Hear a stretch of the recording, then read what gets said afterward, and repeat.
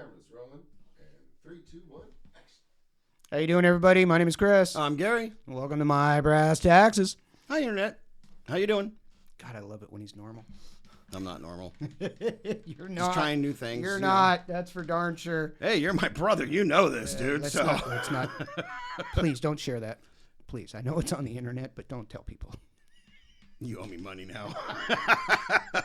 All I'm right, so extorting all the today money, folks. we My wanna Brass know Tax is all about the lack of service. no customer service anymore, folks. It's just, where did it go, right? Yeah. I mean, when we were kids growing up, it was just a given. Yeah, right? yeah, You yeah. were treated good by every business you went into. Yeah. It was maybe 20, 25 years ago, people just stopped caring that you were spending your money at their business. We've all experienced it, folks, where it Yeah. just gets, you just look at them like, oh, you should be in the back room, not in the front room, man. Right. Like, just crazy on how bad it's gotten now. It's really bad. And, you know, we just sold our shop.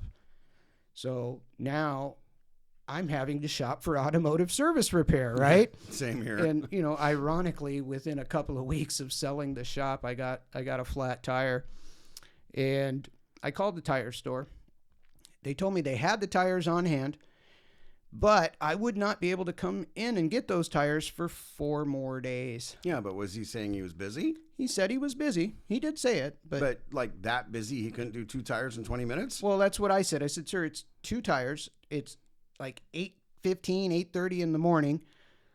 I'll bring the car. I'll have the car to you in 20 or 30 minutes, and you can keep my car all day. I'll pick it up at 6 or 7 o'clock. I just need 2 tires so I can have my car. I would have done that. I would have done it myself as the manager. Exactly, right? I mean, this is it. We both ran shops. We owned a shop, but if I was just a manager of a shop and that happened and all of my guys were busy, well, I'll go out and I'll tear down 2 tires. Yeah, why not? It's 20, 30 minutes. Give me 30 minutes because I'm working in the front office and I'm probably only doing this once a month. Yeah, I would have done it. Most managers that you deal with, you know, hopefully they either have been mechanics, master mechanics. They know what they're doing under a hood of a car to help you. But I agree with you on Yeah, that one. He should have taken the car. It was unbelievable. I literally called 4 different stores. They either only had 1 tire or they didn't have it at all, or I was told I had to wait 4 days. Yeah, Okay. that sucks. It does. It does. And ultimately, I'm just driving down the road at this point, right? The main thoroughfare in town. And I pulled into a Firestone.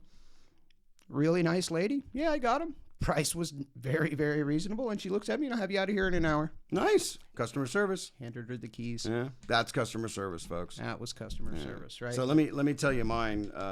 This goes back a long time ago. We're going back into the 90s, some 97, 98. when it still mattered. Yeah, I For a believe degree, so. it did, So I was running a pretty big company, got offered the GM position. We had some issues with some stores that were out of the area.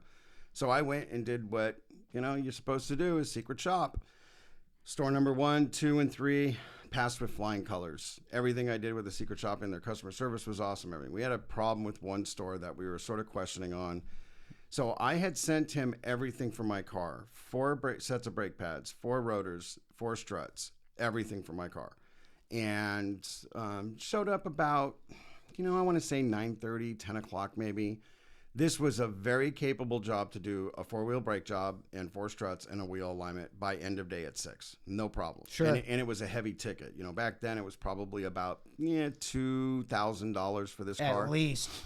Yeah. So I go in, the manager, won't name him, was, you know, can I help you? And I said, yeah, you know, I have this car. There it is right there. I need a 4-wheel brake job, pads and rotors, and 4 struts. And he goes, sir, I can't help you with that. That's a rare car. I'm not going to be able to get parts for you on that. And I'm like, you haven't even looked, dude. Like, you haven't even looked to see if you have them in stock. And I let's don't just stock say those it was parts. let's just tell them it was a Pontiac Fiero in Yeah. the late 90s. Okay, so the Well- car was discontinued in the late 80s. Yeah, 88 was the last build. So it was an by- 87 by- Fiero GT. In the late 90s, parts for that vehicle were readily available. And so I looked at him and I just said, so you're not even going to try to make this sale, man? And he goes, well, and by the way, this store was suffering why I was there. He had 3 mechanics and only 2 cars in the lot. So he had time to do it. Yeah. And I said, well, that's funny because I just sent you the parts about a week or so ago. They're in the back room, and you're fired. What do you mean I'm fired? He didn't like that. Who are you? You can't fire me. And I introduced myself as the GM, and he knew it because by the time I got to him, all the other managers had called the stores and said, hey, I think our owner is sending us a secret shopper. So he knew there was a secret shopper out there. And so long story short, he goes, you can't fire me. And I said, call the owner. Calls the owner. He goes, did he fire you? He goes, yeah, he fired me. He goes, cool, you're fired. And I handed him his check and I took over the company, and enough said there. But the point why he got fired, and he goes, I can't believe you're doing this, said, the reason why this has happened to you, man, is because you lack customer service. Yeah, you lack your sales numbers, but more than anything, the biggest complaints that we've gotten out of this store is the lack of customer service coming from you. You do not want to bend over backwards to help the client. Right. Now, folks, we're not sitting here telling you that the people you deal with where customer service is concerned, that they're supposed to give you the moon. Right. I'm not saying that. No. But my God, but have people say hello to you. Right? Good morning, good afternoon. You know, you ask somebody for a napkin at a restaurant and they roll your eyes and you're like, geez, I'm sorry to ask you to do your job. Exactly. And so when we see it in the automotive world, and this is where we have talked a lot about this in CSI and inside the shop. I was shocked on how bad it was in our industry. Yeah, it was really awful. Now, granted, I'm only calling tire stores, and that's a different animal compared to the repair shop. But. Totally. But when we get down into the brass tacks of this, it comes down to where you deserve great customer service. Right. You are giving them your hard-earned money, which right now is extremely tight. Yeah, and you want to do that to someplace that treats you poorly, or just half-asses it and doesn't give you respect. Right, exactly. And so for us, you know, we can be a little bit. Yeah, we're overbearing. But it's okay. You know what? We were raised by a man that owned multiple restaurants. Yeah. And we were raised with customer service, so we know nothing different. You treat people the way you want to be treated. Exactly. And that's there's a big reason why our business was successful. It was because the way we treated people. Customer service is important, folks. So it is. Do us a favor, subscribe.